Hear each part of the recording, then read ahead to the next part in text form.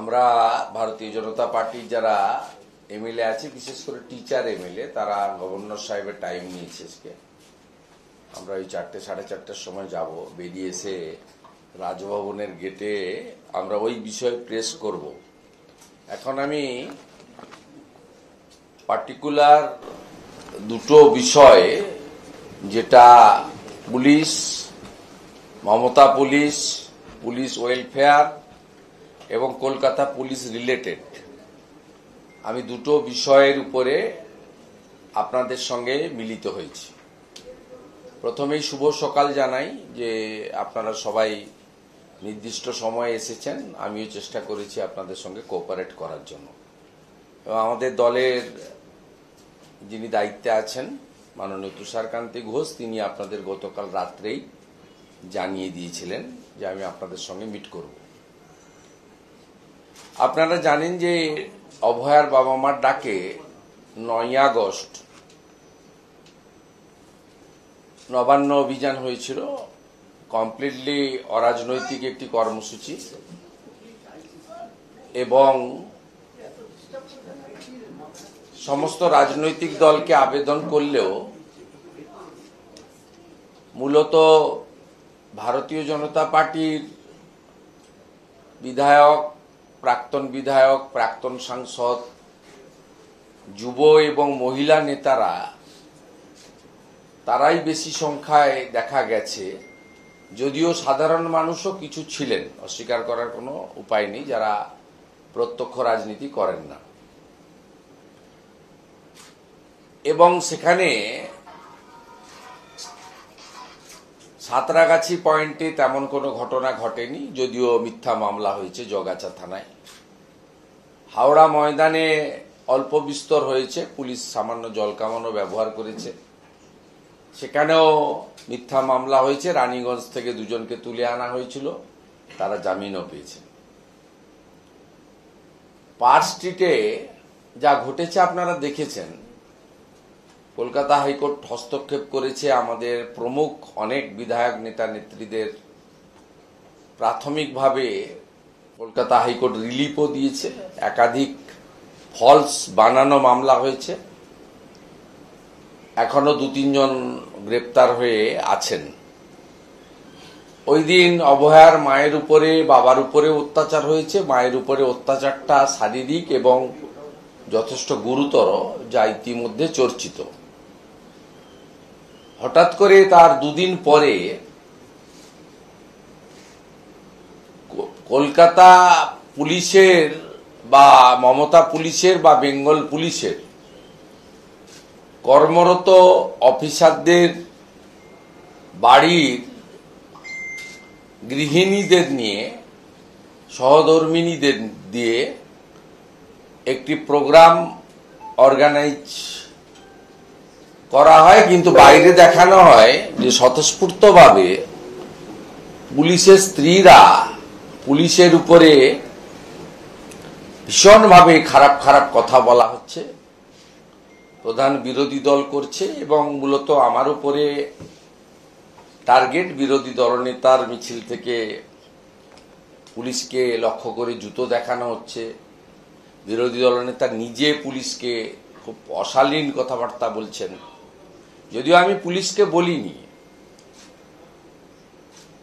কলকাতার নগরপাল, যিনি একটা কুখ্যাত আইপিএস, অবিভক্ত পশ্চিম মেদিনীপুর জেলায় এসপি থাকার সময়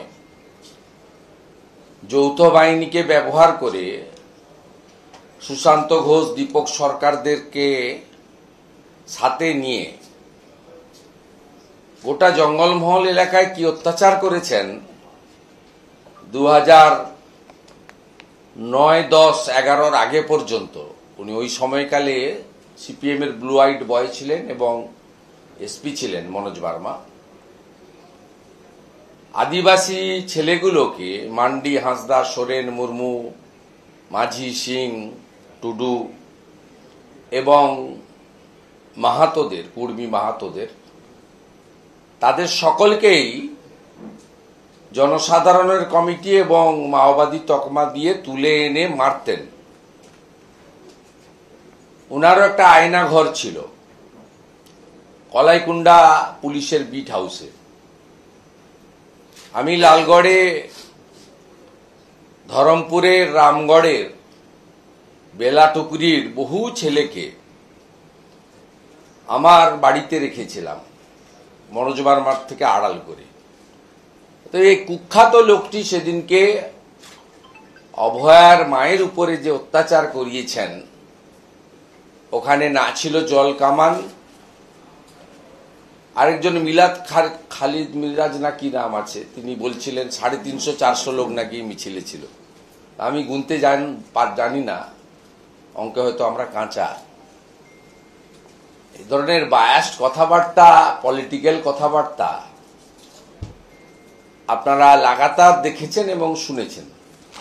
আমি আজকে পর্দা ফাঁস করব এই যে তথাকথিত শান্তনু সিনহা আর বিজিতেশ্বর রাউত যাদের পাঠিয়েছিলেন, শুধু পর্দা ফাঁস করব না, আপনাদের বিরোধী দলনেতা প্রমাণ রেখেই বলে, সময় নিয়ে করে কিন্তু প্রমাণ রেখেই বলে।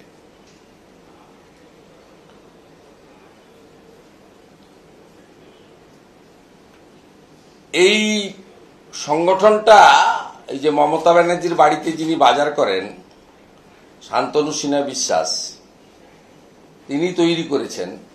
নামটা হচ্ছে পশ্চিমবঙ্গ পুলিশ আবাসিক মহিলা বৃন্দ, ভবানী ভবন, কলকাতা। কলকাতা পুলিশ এবং West Bengal police welfare committee এটা অর্গানাইজ করেছে। প্রেস ক্লাবে যাওয়ার আগে এদেরকে জড়ো করা হয়েছিল পিটিএস অডিটোরিয়ামে, পুলিশ ট্রেনিং স্কুল অডিটোরিয়ামে। PTS auditorium not to allowed by Joint CP headquarter, officially allotment 9, no memo, no DO. Press meet করার আগে এদেরকে ব্রিফ করেছেন শান্তনু সিনহা বিশ্বাস এবং বিজিতেশ্বর রাউত। দুজনই সম্প্রতি প্রমোশন পেয়েছেন অবৈধ, একজন এক্সটেনশন পেয়েছেন, ও পাটটা আছে পরে বলছি।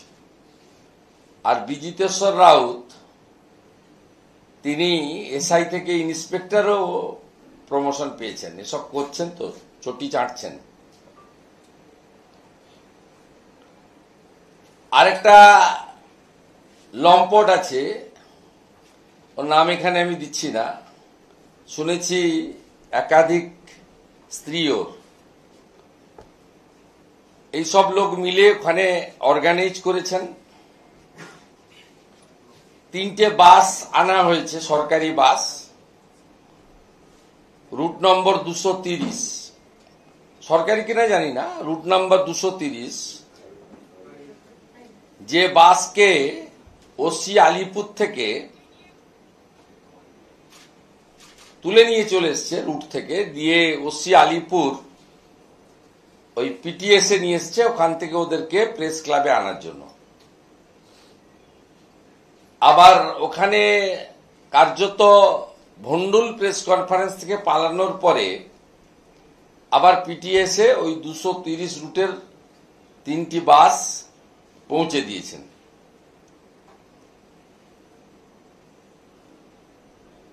এবং একটি পুলিশের গাড়ি ব্যবহৃত হয়েছে, unofficial, issued by MTO PTS, যার নম্বর হচ্ছে WB04G9571। কলকাতা পুলিশের একটি গাড়ি WB04G9571। Police and police family are not entitled to press meet by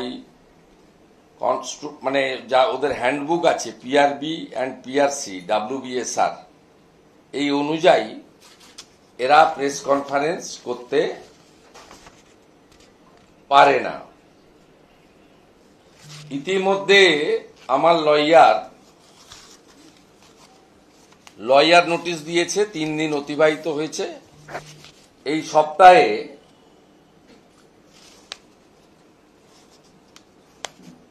সপ্তাহে আমরা মামলা করব, মানহানির মামলা। এবং এই যে যাদের বউরা এসেছিলেন, আতাউর রহমান খানের স্ত্রী সালমা সুলতানা, আতাউর রহমান পোস্টিং আছে বিজিএল এমটিএস ব্রিগেড হেডকোয়ার্টার।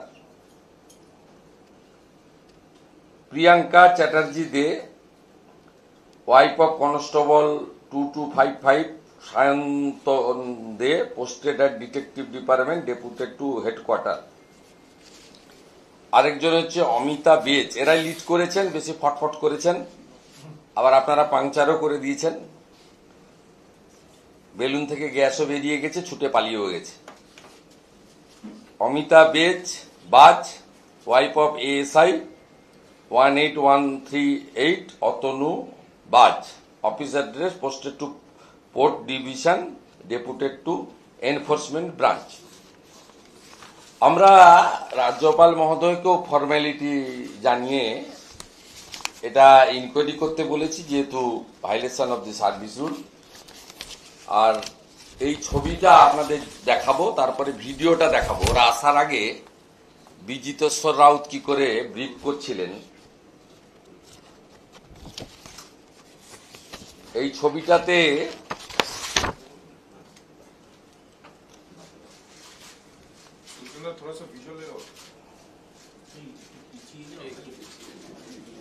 এইদিকেও দেখতে পাবেন, আপনি অন করুন। বিজিতেশ্বর রাউত আর পিছনে ওই শান্তনু সিনহা দাঁড়িয়ে আছে, নাকে হাত না গোপে হাত।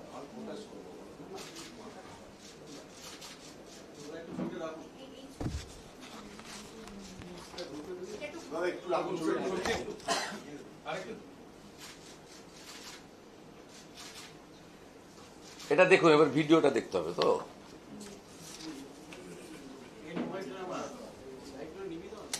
সাউন্ড পুরো লাইট নেবেন, সাউন্ড কই?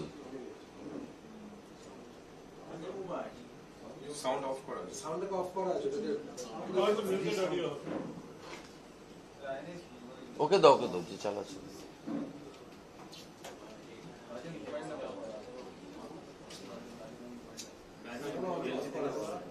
ভারতবর্ষের বিভিন্ন জায়গায় কিন্তু এটা বারবার কথাগুলো সারা পশ্চিমবঙ্গ ইনি বিজিতেশ্বর রাউত।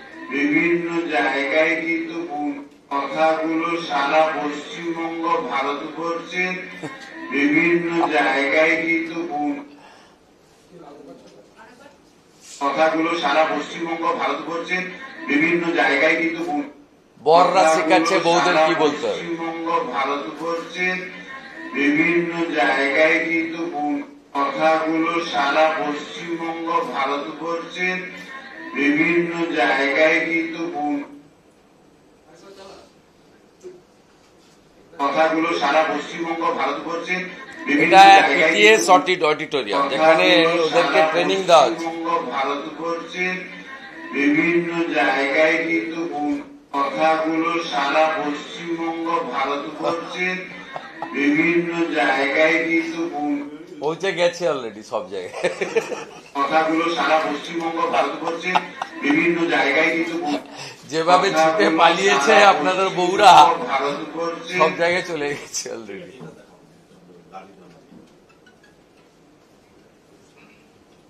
এই গাড়িটা ইউজ করা হয়েছে, কলকাতা পুলিশের গাড়ি।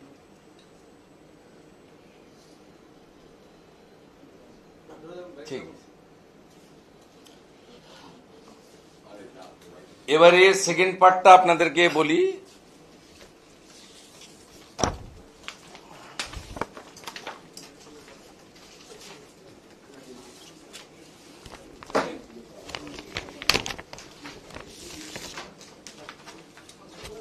এই যে 21শে জুলাই ডিমভাত উৎসব হয়েছিল, তাতে পুলিশ ওয়েলফেয়ার বোর্ড, একটা সরকারি সংস্থা, কোনো পার্টির নয়, তাদের এই যে টি শার্ট, এই পুলিশ পশ্চিমবঙ্গে নির্বাচন করবে না এই পুলিশ নারী নিরাপত্তা দেবে? 21শে জুলাই দেখুন,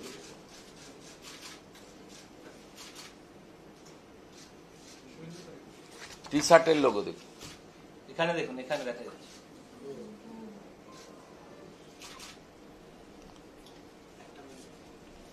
এইটা পরে ডিউটি করছে 21শে জুলাই। এদের বেতন কি তৃণমূল কংগ্রেসের পার্টির ফান্ড থেকে দেওয়া হয়, না আপনার ট্যাক্সের টাকা থেকে দেওয়া হয়? কোন রাজ্যে পাবেন না এইভাবে রাজনীতিকরণ। যেটা ইম্পর্টেন্ট আপনাদেরকে বলি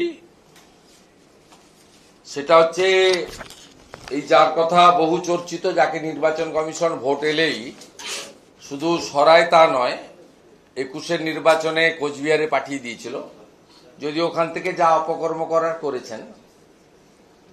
এই শান্তনু সিনহা বিশ্বাস, একে একটা এক্সটেনশন রাজ্য সরকার দিয়েছেন, 2 বছরের এক্সটেনশন দিয়েছেন। এটা হচ্ছে এক্সটেনশনের অর্ডার, এবং এই অর্ডারটা ইস্যু হয়েছে যেদিন এই অপকর্মটা করেছে সেই দিনই হয়তো, বা তারপরের দিন, 13/8/2025। ওনার রিটায়ারমেন্ট ছিল 30/8/2025, এবং একটু আগে বিজিতেশ্বরের কথা বলেছি, যিনি বলছেন গোটা ভারতবর্ষে, গোটা পশ্চিমবঙ্গে পুলিশের বউদেরকে এমনভাবে করতে হবে যাতে ছড়িয়ে পড়ে। এটা পিটিএস অডিটোরিয়ামের মধ্যে ওদের লোকরাই ছবি তুলে আমাদের পাঠাচ্ছে, মানে ওখানে আমাদের ঢোকার কোনো স্কোপ নেই, আপনাদেরও ঢোকার স্কোপ নেই। 8টা নিউ পোস্ট ক্রিয়েট করা হয়েছে শুধু শান্তনু সিনহা বিশ্বাসকে ডিসি করবে বলে। আপনি ভাবতে পারেন এই 14 বছর, 14.5 বছর, 14 বছর 4 মাস এই পুলিশ মন্ত্রী ব্রিটিশের আমল থেকে যে কলকাতা পুলিশ, যাকে লন্ডনের পুলিশের সঙ্গে তুলনা করা হতো, নগরপালের বিশেষ বিশেষ তার পদের মর্যাদা ছিল, এইরকম একটা টেন্টেড লোককে, যাকে 5 বার ইডি ডেকেছে শান্তনু সিনহা বিশ্বাস, এখনো ডাকছে। এনআরআই কোটাতে যে স্ক্যাম হয়েছে, ফলস এনআরআই কোটাতে যে মেডিকেল অ্যাডমিশন বিভিন্ন মেডিকেল কলেজে, তার মধ্যে শান্তনু সিনহা বিশ্বাসের ছেলেও আছে। চেপে চুপে রাখলে তো হবে না, তথ্য তো আমাদের কাছে আছে। এনআরআই কোটাতে ঢুকিয়েছে ছেলেকে, সেগুলো তো ইডি দেখছে, আমি এখানে আর বলবো না, পরে দেখা যাবে। আপাতত বাড়িতে বাজার করেন বলে 30/8-এ অবসরের আগেই 2 বছরের এক্সটেনশন। 2 বছর থাকতে পারবে না, বিজেপি আসছে 6 মাস পরে। এর জন্য 8টা নতুন পোস্ট ক্রিয়েট করা হয়েছে ডিসি করার জন্য, এবং গত 1.5 বছরে উনি এই চিটিংবাজটা 3 বার প্রমোশন পেয়েছেন, শুধু মুখ্যমন্ত্রী পুলিশ মন্ত্রীর বাড়িতে বাজার করেন সেই সুবাদে। এবং এই 8টা যে নতুন ডিসি ক্রিয়েট করা হয়েছে 11/2/2025-এ, তার তালিকা।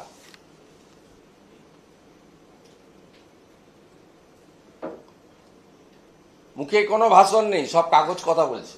এই যে 11/2/2025-এ 8টা ডিসি ক্রিয়েট করা হলো, 13/8/2025-এ ওনাকে 1.5 বছরে 3 বার প্রমোশন হলো, নতুন প্রমোশন হলো, করে ডিসি করা হলো 2 বছরের এক্সটেনশন দিয়ে।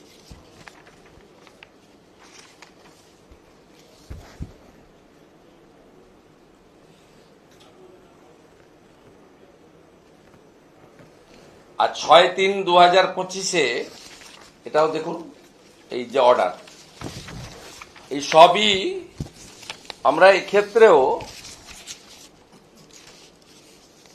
যেহেতু সার্ভিস রুল ভায়োলেশন হয়েছে, এবং পশ্চিমবঙ্গে স্বাধীনতার পরে সরকার তৈরি হওয়ার পরে, হোম ডিপার্টমেন্ট তৈরি হওয়ার পরে এই ধরনের নজির ডাক্তার বিধানচন্দ্র রায় থেকে শুরু করে বা প্রথম মুখ্যমন্ত্রীর সময় থেকে শুরু করে মমতা ব্যানার্জি আসার আগে পর্যন্ত যে সময়কাল, সেই সময়কালে প্রথম মুখ্যমন্ত্রী বলুন, পরবর্তীকালে বিধানচন্দ্র রায় বলুন, অজয় মুখার্জি বলুন, সিদ্ধার্থ শঙ্কর রায় বলুন, জ্যোতিবাবু বলুন, কোনো নজির নেই এই ধরনের অবৈধ বেআইনি সিদ্ধান্ত গ্রহণ করা। এবং এটা মহামান্য রাজ্যপাল মহোদয়, দেখবেন সব অর্ডারগুলোই হয় রাজ্যপাল মহোদয়ের অনুমোদনে, কিন্তু প্র্যাকটিক্যালি এই ফাইলগুলো রাজভবনেও যায় না, রাজ্যপালের অনুমোদনও লাগে না। রাজ্যপালের নামে অর্ডার বেরোলেও অনেকে কনফিউজড হন, অনেকে বলেন রাজ্যপাল এই বেআইনি কাজে সই করলেন কেন। আপনাদের মাধ্যমে তাদের জ্ঞাতার্থে জানাই, এই ধরনের ফাইল রাজভবনে যায় না এবং রাজ্যপাল মহোদয়ের অনুমোদনও লাগে না, কিন্তু সব অর্ডার এই গভর্নর হ্যাজ প্লিজ টু বলে লেখা হয়। এটা একটা প্রথা, কনভেনশন, এটাও ক্লিয়ার করে দিতে চাই। তাই এখানে honourable his excellency governor of West Bengal এর কোনো রোল নেই, কিন্তু যেহেতু সাংবিধানিক প্রধান, তাই তাকে আমরা লিখিত কমপ্লেন করেছি।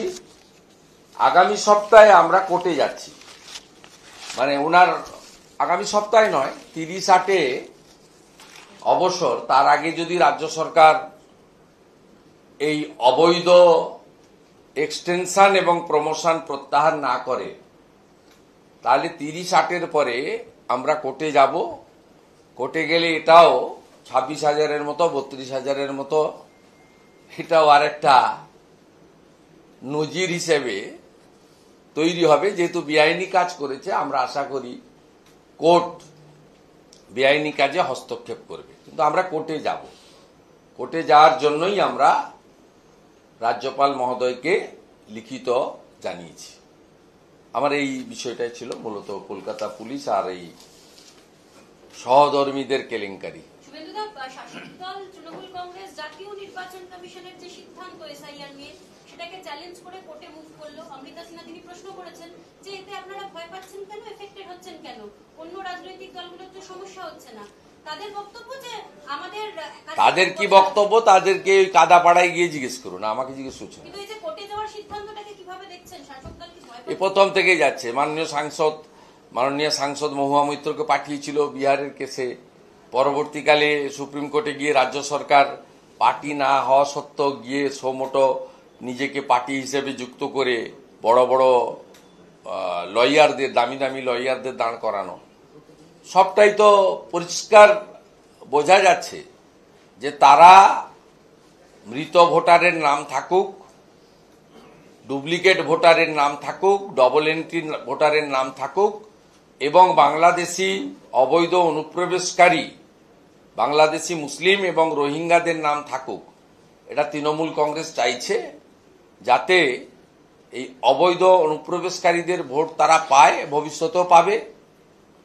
তাদের আধার এপিক কার্ড তারাই বানিয়ে দিয়েছে। আর মৃত এবং ফলস ভোটার, যেহেতু 7 দফা 8 দফাতে ভোট হয়, কোচবিহারে একবার দিয়েছে, মালদাতে আরেকবার দিয়েছে, ডায়মন্ড হারবারে একবার দিয়েছে, লাস্টে ভবানীপুরে যাতে দিতে পারে, এটাই তো সোজা অঙ্ক। এই সোজা অঙ্কের জন্যই তারা বাধা দিচ্ছে। কিন্তু এসআইআর নতুন কিছু নয়, 2002 সালেও পশ্চিমবঙ্গে হয়েছে। তৎকালীন সময় 26 লক্ষ নাম বাতিল হয়েছিল। আমাদের দাবি নো এসআইআর, নো ইলেকশন। অর্থাৎ তৃণমূল কংগ্রেস যত বাধা দেবে, এসআইআর তত দীর্ঘায়িত হবে। আর দীর্ঘায়িত হলে তার ফল কি হতে পারে আমি আর বলছি না। টকশোতে বিশ্লেষকরা ইতিমধ্যেই বলছেন যে এই সরকার 4 মে 2026 পর্যন্ত টেনিওর, 2021-এর 5 মে নতুন সরকার দায়িত্ব নিয়েছিলেন 4 তারিখের মধ্যে মে মাসের আগামী বছর নির্বাচিত সরকার তৈরি করতে হবে, না হলে বিকেল 5টার পরে কি হয় আপনারা জানেন, সংবিধানে বলা আছে। আর শুভেন্দুবাবু, সিবিআই মামলাতেও এবার পার্থ চট্টোপাধ্যায়, সুবীরেশ ভট্টাচার্যরা জামিন পেয়েছে, যদিও পার্থবাবুর এখনই জেল মুক্তি হবে না, প্রাথমিক মামলা রয়েছে তার। দেখুন, এই তো প্রসেস, এটা একটা লং প্রসেস, এবং অভিযুক্তরা যদি জেলে থাকাকালীন মামলার নিষ্পত্তি না হয় তাহলে যতদিন পানিশমেন্ট, এক্ষেত্রে পানিশমেন্ট হচ্ছে 6 বছরের। এই যে দুর্নীতির যে সেকশন আছে তাতে 1/3 বেশি জেলে থাকলে যদি মামলা নিষ্পত্তি না হয় তাহলে স্বাভাবিকভাবে সুপ্রিম কোর্টে একাধিক উদাহরণ আছে যে তারা একটা ইন্টারিম বেল পায়। সেটা চূড়ান্ত নয়, কারণ এই মামলা চার্জশিটেড হয়েছে, ট্রায়াল হচ্ছে, এই মামলার পানিশমেন্ট হচ্ছে 6 বছরের জেল। পরবর্তী সময় তাদেরটা পূরণ করতে হবে। আর যদি 6 বছরই জেলে থাকেন তাহলে তো 6 বছর খেটেই বেরোবেন। 4 বছর জেলে থাকলে 2 বছর আরো খাটতে হবে, 2 বছর জেলে থাকলে আরো 4 বছর খাটতে হবে। এবং এর সাথে সাথে পিএমএলএ অ্যাক্টে খুব পরিষ্কার আছে, আপনাদেরও নলেজে আছে, আমিও দীর্ঘদিন ধরে ল মেকার, মানে পার্লামেন্টে ছিলাম, অ্যাসেম্বলিতে আছি।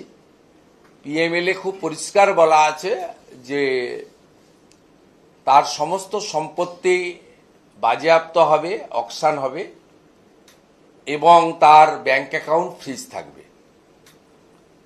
এই প্রসেসে জ্যোতিপ্রিয় মল্লিক বাইরে থাকলেও তিনি এই প্রসেসের মধ্যে আছেন, অনুব্রত মণ্ডল বাইরে থাকলেও এই প্রসেসের মধ্যে আছেন। বাকিটা উচ্চ আদালত, উচ্চতর আদালত, তারা এই বিষয়ে অনেক বেশি অভিজ্ঞ জাজেরা। ভারতবর্ষের জুডিশিয়ারি করাপশনের ক্ষেত্রে যেমন 0 টলারেন্স নিয়ে চলেন, আইনের ক্ষেত্রেও তারা যথেষ্ট বিজ্ঞ এবং প্রাজ্ঞ। তারা তাদের সিদ্ধান্ত জানাবেন। যারা তদন্তকারী সংস্থা তারা আইনগতভাবে লড়াই করবেন। মধ্যমগ্রাম স্টেশনের বাইরে আইইডি বোম ব্লাস্ট হয়েছে, একজন ব্যক্তির বাজারের ব্যাগে বোম ছিল। এনআইএ এর অফিসাররা অলরেডি রওনা দিয়েছেন, তারা আসছেন। মধ্যমগ্রামের মতো স্টেশনের জায়গা এবং আইইডি বোমা। হ্যাঁ, বর্ডার খোলা থাকলে তাই হবে। তো জাভেদ মুন্সিকে যদি কাশ্মীরের এসটিএফ ধরে ক্যানিং থেকে, আর যদি বারুইপুর পুলিশ ডিস্ট্রিক্টের পুলিশ বা রাজীব কুমারের পুলিশ যদি ঘুমায়, তা সেদিনই 1 বছর আগে যখন জাভেদ মুন্সি ধরা পড়ে 8 মাস আগে, সে তো এমন ধরনের বোমা বানাতে পারে কাশ্মীরের ওয়ান্টেড, যে 2 কিলোমিটার দূর থেকে কাউকে তুলে উড়িয়ে দিতে পারে। আমরা এখানে বসে আছি, 2 কিলোমিটার দূর থেকে রেডিও অ্যাক্টিভ করে রিমোটের দ্বারা আমাদের সবাইকে উড়িয়ে দেওয়ার ক্ষমতা রাখে জাভেদ মুন্সি। তাকে কাশ্মীর এসটিএফ এসে ধরে নিয়ে যায়। আনসারুল বাংলার জঙ্গি সাদ শেখ হরিয়ারপাড়ার খাজেরি মাদ্রাসাতে ধরা পড়ে আসাম এসটিএফ এর এসে। এ তো যেখানে সেখানে আপনি পাবেন, এবং যেখানে হাত লাগাবেন। খাগড়াগড়ের মতো কাণ্ড থেকে এরা কোনো শিক্ষাই নেয়নি, বরঞ্চ রাজ্যের মন্ত্রী সিদ্দিকুল্লাহ চৌধুরী খাগড়াগড় কাণ্ডে কেন তল্লাশি হয়েছিল এই প্রশ্ন তুলেছিলেন। অতএব সরকার যদি প্যাট্রোনাইজ করে এই ধরনের জঙ্গি সংগঠনগুলোকে, টেরারিস্ট গ্রুপকে, তার পরিণতি এটাই হয়, তাই হচ্ছে। আমরা কেউ পশ্চিমবঙ্গে সেফ নই। শুধুমাত্র দুর্নীতি তোষণ নয়, জঙ্গিদের একটা নিরাপদ হাব তৈরি হয়েছে এই বাংলা, এবং মূলত কলকাতার আশেপাশের এলাকাগুলো যেখানে বসে আছেন, রাজারহাট, নিউটাউন সহ বিস্তীর্ণ এলাকা ভারত বিরোধী কর্মকাণ্ডের একটা আঁতুড় ঘরে পরিণত হয়েছে। 2টো রাস্তা আমি বারে বারে বলি, যে গোসাবার ঘাট থেকে সুন্দরবন, সেই ঘাট থেকে ক্যানিং হয়ে যে রাস্তাটা একটা কামালগাজিতে এসছে, আর একটা বাসন্তী এক্সপ্রেস ওই ঘটকপুকুর হয়ে এসছে, এই 2টো রাস্তা দিয়ে বাংলাদেশের যত জেএমবি, জামাত, হেফাজত, রাজাকার, পাকিস্তান স্পন্সর লিঙ্কড টেরারিস্ট ভীষণভাবে যাতায়াত করছে এবং তারা বিভিন্ন ধর্মীয় শিক্ষা প্রতিষ্ঠানগুলিকে ব্যবহার করছে এবং ভোট ব্যাংক এবং মিছিল মিটিংয়ের সংখ্যা বাড়ানোর জন্য শাসক দল তাদেরকে পুলিশি নিরাপত্তা দিয়ে রেখেছে এবং পাড়ায় পাড়ায় সেই বাসন্তীর আপনার গোসাবার ভুয়া জন্ম সার্টিফিকেটের মতো ভুয়া জন্ম সার্টিফিকেট, ভুয়া আধার কার্ড, ভুয়া এপিক কার্ড সবই তাদের তৈরি করে দেওয়া হচ্ছে। এর ফলে আমাদের মাননীয় প্রধানমন্ত্রী 15ই আগস্ট লালকেল্লা থেকে যেটা বলেছেন যে এরা বেটি বহিন অর্থাৎ বোন এবং কন্যাদের উপরে আঙ্গুল তুলছে এবং তাদের লাভ জিহাদের মাধ্যমে নিয়ে যাচ্ছে, আদিবাসীদের মধ্যে ঢুকে আদিবাসীদের জমি দখল করছে এবং রেশন থেকে শুরু করে আমাদের কাজ, ছোট ছোট কাজ, সেই কাজেরও দখলদারি এই লোকেরা পাচ্ছে, নিচ্ছে। এখান থেকে কিছু দূরে আপনি যদি বাগুইহাটির কাছে ঘুনিতে যান, সেখানে একটা পুরো এলাকা আপনি দেখতে পাবেন যে এই ধরনের লোকেদের আস্তানায় পরিণত হয়েছে। তাদের ভাষা, তাদের পোশাক পরিচ্ছদ, কথাবার্তার ধরন, এমনকি কিছুটা খাদ্যাভ্যাস, এটা দেখলেই বুঝতে পারবেন এখানে ভারতীয় সংস্কৃতি বা বাঙালি সংস্কৃতির সঙ্গে এদের কোনো মিল নেই। ভারত বাংলাদেশের এই বর্তমান সম্পর্কের মধ্যেই দেবের অভিনীত যে সিনেমা সেটা বাংলাদেশে যাতে চালানো হয় তার জন্য তার প্রডিউসার আবেদন করছে। দেখুন, এক্ষেত্রে এক্সটার্নাল অ্যাফেয়ার্সের কোনো প্রোটোকল মানতে হয় কিনা আমার জানা নেই। যদি না মেনে করে থাকে গর্হিত অপরাধ করেছে, আর যদি মেনে নিয়ম মেনেই করেছে তাহলে আমার কিছু বলার নেই। কিন্তু এদের সঙ্গে বাংলাদেশের সম্পর্ক খুবই ভালো। হাসিনা ওয়াজেদ যখন প্রধানমন্ত্রী ছিলেন, সিদ্দিকুল্লাহ চৌধুরী পাসপোর্টের অনুমতি বাংলাদেশ সরকার দেয়নি। কেন দেয়নি তার কারণ আছে। এখন যারা আছে তাদের সঙ্গে এদের সম্পর্ক অত্যন্ত ভালো। কাকদ্বীপ থেকে 34 জন মৎস্যজীবী বাংলাদেশের বাগেরহাট জেলে নিদারুণ কষ্টের মধ্যে আছে। আমাকে টাইম দিয়েও মমতা বন্দ্যোপাধ্যায়ের নির্দেশে বাংলাদেশ ডেপুটি হাই কমিশন ওখানে পৌঁছানোর 1 ঘন্টা আগে অ্যাপয়েন্টমেন্ট ক্যান্সেল করে এবং মোল্লা ইউনুসের নির্দেশে দিল্লিতে থাকা বাংলাদেশ হাই কমিশনার নবান্নতে এসে মিটিং করেছেন এবং আমি দায়িত্ব নিয়ে বলতে পারি সেই মিটিংয়ে বার্তা দেওয়া হয়েছে 26-এর নির্বাচনে তারা প্রত্যক্ষ পরোক্ষভাবে তাদের এই যে লাইক মাইন্ডেড বন্ধু সরকার পশ্চিমবঙ্গে আছে সেটা যাতে থাকে তার শুভেচ্ছা দিয়ে গেছেন। এখনো ক্যানিংয়ের কাকদ্বীপের 34 জন মৎস্যজীবী বাগেরহাট জেলে আছে, যাদের ন্যূনতম খাওয়ার তো দূরের কথা, কাপড়টুকু পর্যন্ত দেওয়া হয়নি। সবাই হিন্দু মৎস্যজীবী। অতএব এই পরিবর্তনগুলো আমরা দেখতে পাচ্ছি। আগের নির্বাচিত সরকার শেখ হাসিনার সরকারের সাথে বর্তমান ওখানকার তত্ত্বাবধায়ক সরকারের তাদের কলকাতা এবং দিল্লিতে যারা আছেন, বিশেষ করে কলকাতা, আমি দিল্লি নিয়ে বলবো না, আমার ওটা সাবজেক্ট নয়, তাতে তাদের অ্যাটিচিউডটা আমরা তো দেখতে পাচ্ছি। অতএব স্বাভাবিকভাবে তৃণমূলের সাংসদ কাপ অভিনেতা,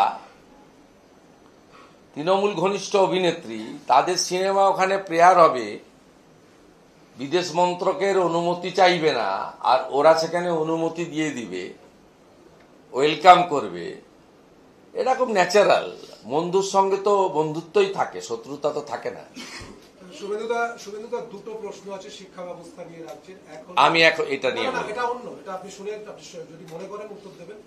রাজ্যের কলেজগুলোতে অ্যাডমিশন বন্ধ। আমি বলবো না, বিকেলবেলা ইন ফ্রন্ট অফ রাজভবন ঠিক আছে ঠিক আছে। আর we will speak regarding this issue, আর একটা হলো যে জয়েন্ট এন্ট্রান্স ওটাও কি ওখানে को-रिलेटेड। दादा एक सवाल था, प्रधानमंत्री 22 तारीख को आएंगे, लेकिन उससे पहले ही मध्यम ग्राम में कल एक ब्लास्ट हुआ है और कहा जा रहा है कि ये सस्पेक्टेड आईडी ब्लास्ट भी हो सकता है। कैसे देखते हैं यहाँ पर इस सिचुएशन को? इसको जो एजेंसी है, देश की जो सुरक्षा एजेंसी है, उसको सीरियसली लेना चाहिए और इसमें कार्रवाई होना चाहिए। एनआईए को यहाँ और भी एक्टिव हो जाना चाहिए, खुफिया एजेंसी को भी नेशनल लेवल में एक्टिव हो जाना चाहिए और बाकी पूरा प्रदेश में ये नया बात नहीं है। एनआईए का इन्वेस्टिगेशन चल रहा है, थ्रू कोर्ट ने डायरेक्शन दिया था 80,000 जिलोटिन स्टिक का केस बीरभूम मोहम्मद बाजार, ये भी चल रहा है। खागड़ागढ़ का बड़ा इंसिडेंट